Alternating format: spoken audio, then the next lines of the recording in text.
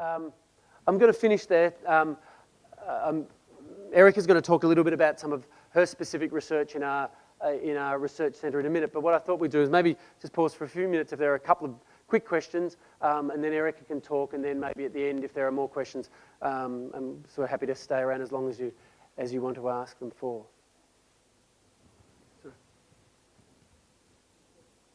We don't have a mic, so speak up, and I'll just repeat the question so everyone can hear it. Well, since there are, according to some sources, 6 different symptoms in schizophrenia, and you only need 3 of them, there are, in fact, with my calculations, 15 different types of schizophrenia. Furthermore, why should one delusion or error in thinking have the same cause as in any other? Can it cause a disease or just be an error? Yes, look, I think extracting from the number of symptoms to the number of types of schizophrenia may be helpful, or it may not. I don't think we know enough yet. It may be a bit like heart disease, where the symptoms themselves are a fairly blunt expression of actually what's going on underneath. You know, with heart disease, you experience pain in your chest or shortness of breath, and there might be multiple causes about what causes that. It may be the same in our brain, that our brain can go wrong in a variety of different ways, but there may only be a limited number of potential symptoms. But we just don't know, is a simple answer, and we need to explore that. You know, these sorts of brain science research needs to be linked very carefully to understanding individual types of symptoms. And that's kind of where we're going now. You know, 10 years ago, we were doing brain scanning studies of schizophrenia, believing people believed they would discover, you know, the areas of the brain involved in schizophrenia. We don't do that so much now. Now it will be, you know, people might be doing brain scanning studies of hallucinations or of you know, disordered thoughts or whatever. And even then, we're trying to drill down within those individual symptoms. So, for example, when we're thinking about people hearing voices at the moment, one of my students has been trying to explore whether if people hear a single voice that's constantly commenting on their behaviour, whether that has the same brain basis as people who experience multiple voices and different sounds and things. Because from a common sense perspective, they seem very different symptoms, and so they may have very well different brain bases. It may be that there's similarities in the area of the brain or something that's going on, but they may have subtle other differences that we need to understand. The newspaper a couple of years ago reported some research which showed that omega-3 fish oil was beneficial to people with schizophrenia and psychotic illness. Do you know anything about that? Yeah, I do. There's been a lot of kind of excitement and interest in fish oils, in schizophrenia, plus in some other disorders. The problem is, a bit like some of the things that I've been talking about, you know, there isn't the kind of the marketing emphasis to go out there and really do lots of studies really, really quickly. So the knowledge accumulates relatively slowly. I think there is promise in that area, but it's certainly not proven yet. Probably the most promising recent finding in that area was a study that was just done recently that showed that people in the very, very early stages of potentially developing schizophrenia, who had symptoms where it wasn't clear whether they were going to go on to develop schizophrenia or not, they had you know, what are called subthreshold symptoms. When those people were given fish oils or placebo, that the fish oils seemed to delay the onset of full-blown symptoms or even possibly prevent it. You know, the people haven't been followed long enough to know that for sure. And it's a relatively benign sort of treatment. So for that really early intervention, as well as for other stages, it may well be useful. We're certainly not at the stage yet where, you know, it's a standard recognised treatment, but given the low cost, so to speak, of fish oils, it's certainly something people will frequently recommend patients try now. Perhaps we take one more question now, and then we'll come back after Erica speaks.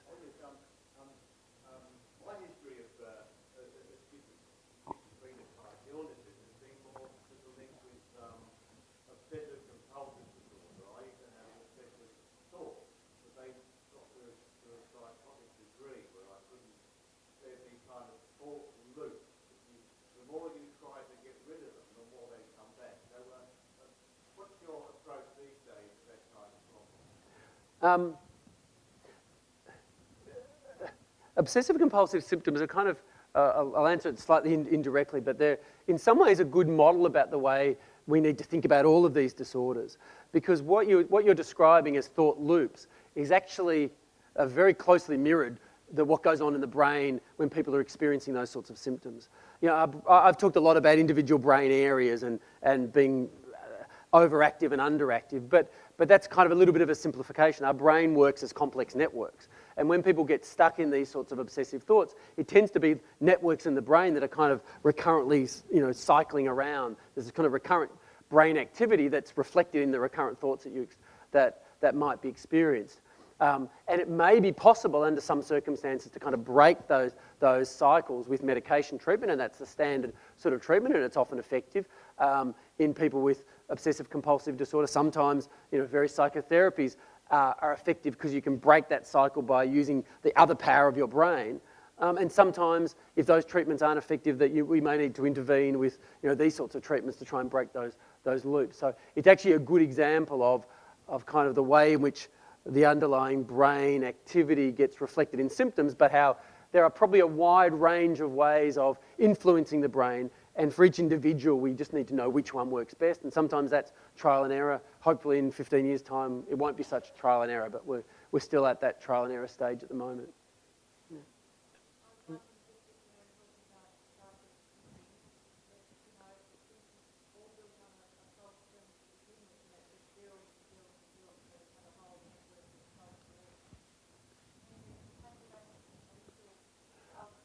Look, I think it may be possible, one of my sort of working sort of hypotheses about what's going on in the brain at sort of at a chemical level in schizophrenia is that the circuits that dampen down other activity, the so-called inhibitory circuits, are actually underactive. That there's a problem in a particular type of nerve cell in the brain that its job is to dampen down other nerve cells. And so that's, I think, but I may be wrong, and certainly this is not, a universally held view, but my idea is that when those nerve cells don't work effectively, they allow other parts of the brain to become abnormally excessively active. So you get sort of a disinhibition. So it might be the auditory memories that become disinhibited, so you experience voices, or it may be that occurs in circuitry related to particular thoughts or beliefs, and so forth. And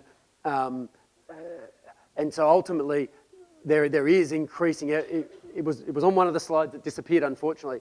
There is an increasing focus on trying to develop medication treatments that actually target these inhibitory circuits. The drugs, the benzodiazepine drugs, the diazepam and Valium and so forth, target those particular cells, but they target them in an extraordinarily non-selective way. They sort of target all of them, and there's lots of different sorts. And so if you take those drugs, you get sedated and sleepy and so on and so forth. But there is an approach now to try and be much more specific and target just the receptors of individual types, and that may prove to be useful. Some of those approaches are in development now, but we'll have to wait a little while before we really know how successful they prove. There'll be any questions? Okay, I'll maybe take one last question, then we'll swap over.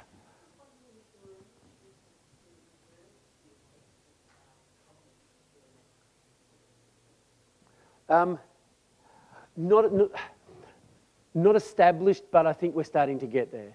So the direct current stimulation, the last thing I showed, we're particularly interested in trying to see if we can actually improve working memory with that. And we've already got some preliminary results in healthy subjects and also in people with Parkinson's disease, interestingly, which show that you can get improvements in working memory.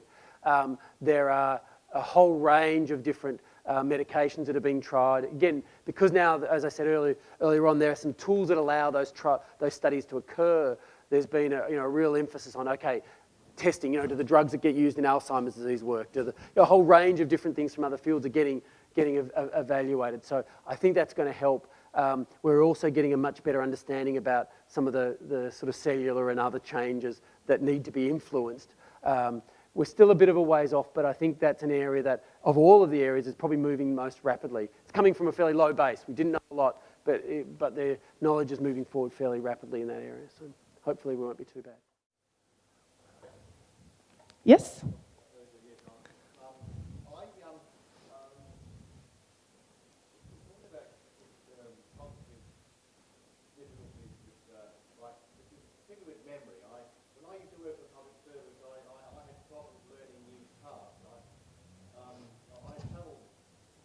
Getting promoted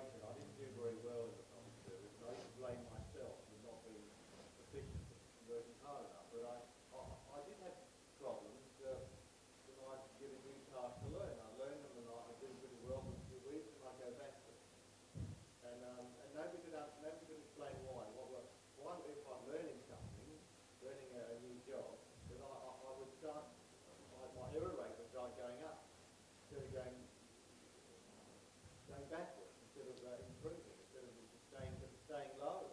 So I was just wondering if you found that people who have a poor work achievement record in their working life, you think that those kind of memory problems might have affected them.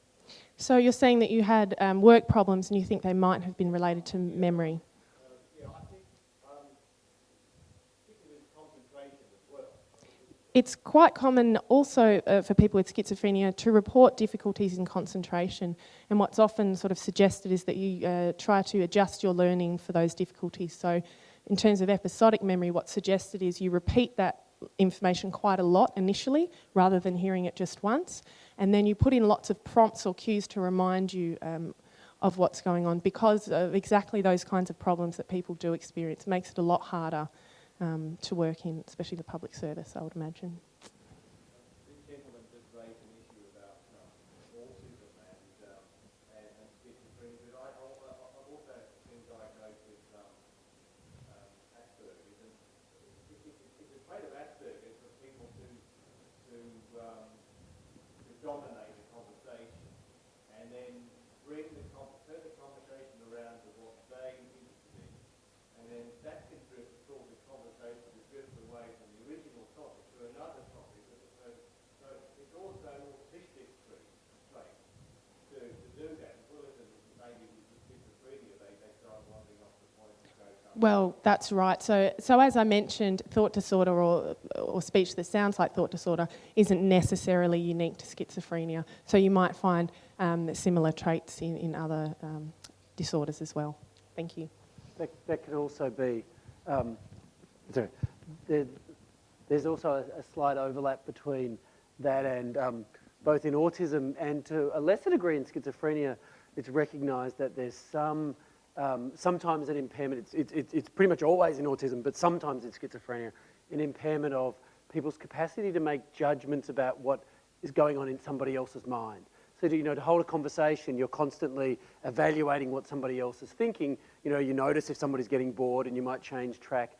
And if you have an impairment of that capacity to make those social judgments, that affects your capacity to communicate normally. And there's probably a substantial overlap between the brain areas that are involved in autism causing that problem. A disruption of that same area is probably causing the same problem occasionally in people with schizophrenia.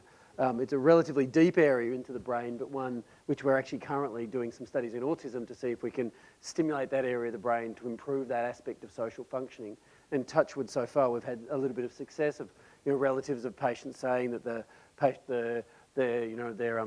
son or daughter comes home and is engaging in more conversations, coming to the dinner table, et cetera, and hopefully we'll be able to apply that in schizophrenia as well. One of them. Again, it's a network, but the one that appears to be most impaired, we think we've got a good handle on that. Yeah.